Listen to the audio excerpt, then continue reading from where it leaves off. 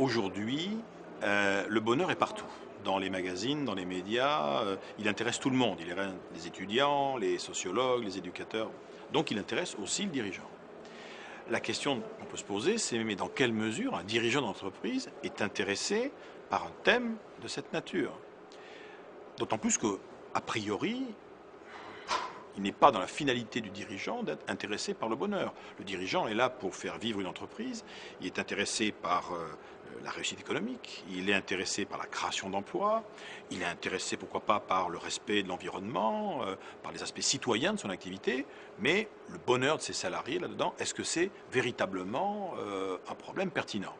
Alors ce qui se passe, c'est qu'on constate aujourd'hui que si un dirigeant ne fonctionne qu'à travers les critères économiques, et qu'il oublie les autres critères, mécaniquement, ça va créer du malheur.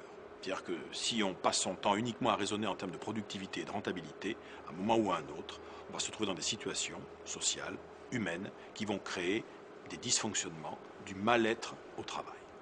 Donc ça intéresse le dirigeant. Mais comment le dirigeant peut-il arbitrer entre ces deux thèmes? Je suis un dirigeant, je fais du management, de la stratégie, je dois aussi m'intéresser au bonheur. Comment est-ce que ça va fonctionner? Alors déjà, il y a une première réflexion de bon sens que je pourrais vous faire, c'est que je ne sais pas si le bonheur intéresse le dirigeant, mais en tout cas, il vaut mieux qu'il évite de faire le malheur des gens avec qui il travaille. C'est déjà en soi une bonne raison.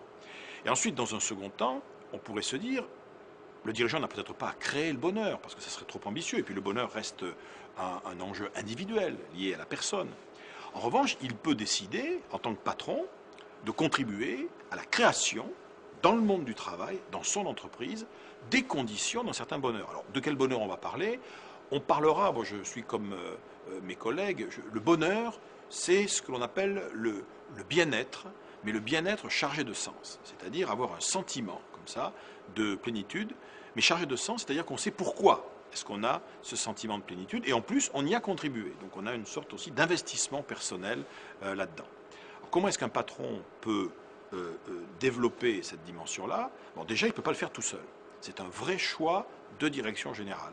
Et devenir un dirigeant porte-bonheur, pour reprendre cette expression que j'avais proposée, c'est véritablement, à trois niveaux, prendre des décisions de nature différente. D'abord, un dirigeant porte-bonheur, c'est quelqu'un qui va proposer des choix stratégiques et qui va assumer des choix stratégiques en termes de valeur d'entreprise, de mission, d'arbitrage, de priorité, qui vont déjà créer ce cadre-là. Ne serait-ce qu'en mettant, par exemple, ses collaborateurs au centre du dispositif et peut-être pas toujours uniquement ses clients et ses actionnaires.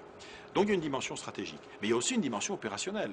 Un dirigeant porte-bonheur, c'est quelqu'un qui va s'interroger de façon très précise sur les procédures, par exemple, qui sont susceptibles de créer de l'attitude positive au travail, qui va s'interroger aussi sur la façon dont ses propres collaborateurs sont pilotés au quotidien dans leur relation avec le client, la relation avec la chaîne d'assemblage, etc., etc.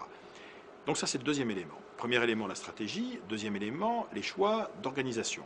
Et le troisième élément, ça va être l'aspect relationnel. C'est-à-dire qu'un dirigeant porte-bonheur, c'est quelqu'un qui, depuis le comité de direction, va piloter véritablement une qualité de relation marquée essentiellement par le respect, par la confiance, par la recherche de l'accomplissement, mais ça va partir du comité de direction et ça va redescendre.